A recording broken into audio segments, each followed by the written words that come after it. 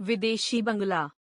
पास के गांव में एक विदेशी बंगला था जिसे कोई भी लोग रहने के लिए डरते थे।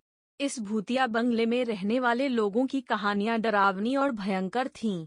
लोग कहते थे कि यहाँ पुराने मकान की आत्मा संसार में अभिशापित हो गई है।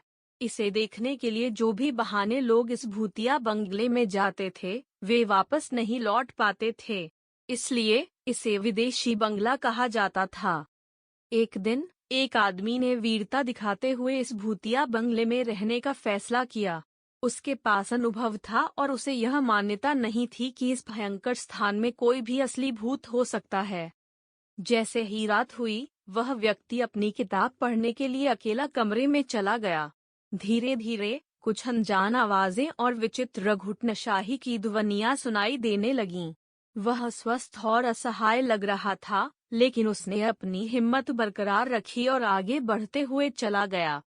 कुछ समय बाद वह अपने व्यक्तिगत स्तर पर ध्यान केंद्रित करते हुए थक गया और सो गया। जब उसने आंखें खोली तो वह अपने आसपास कुछ भयानक दृश्य देखा। रंगीन आंधी उसके कमरे के चारों ओर बह रही थी और उसके आगे बहुत सारे भूत खड़े हो गए।